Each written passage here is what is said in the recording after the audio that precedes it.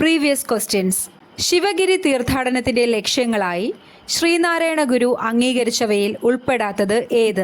A. വിദ്യാഭ്യാസം പ്രോത്സാഹിപ്പിക്കുക. B. കൃഷി പ്രോത്സാഹിപ്പിക്കുക. സി. സാങ്കേതിക പരിശീലനം പ്രോത്സാഹിപ്പിക്കുക.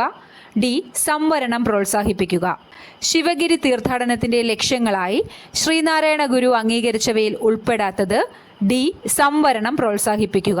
ശ്രീനാരായണ ഗുരുവിന്റെ അനുയായികളായ വല്ലശ്ശേരി ഗോവിന്ദൻ വൈദ്യർ, ടി കെ കിട്ടൻ എന്നിവരാണ് ശിവഗിരി തീർത്ഥാടനം എന്ന ആശയം മുന്നോട്ട് വച്ചത്.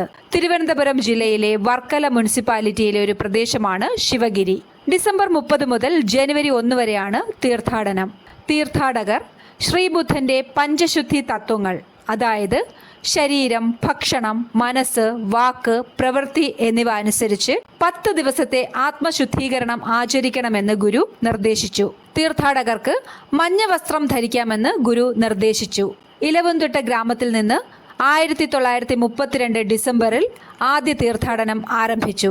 ആദ്യ തീർത്ഥാടനത്തിനായി P K Divakara Panicker, P K Kesavan, P K Raghavan, M K Raghavan, S Sankunni എന്നീ 5 പേരെയാണ് തിരഞ്ഞെടുത്തത്. ശിവഗിരിയിലേക്കുള്ള വഴിയിലുടനീളം അവർ മഹാകവി കുമാരനാശൻ എഴുതിയ സ്വാതന്ത്ര്യ ഗാഥ എന്ന കവിത ആലപിച്ചിരുന്നു. ശ്രീനാരായണ ഗുരുവിന്റെ സമാധി സ്ഥിതി ചെയ്യുന്നതും ശിവഗിരിയിലാണ്.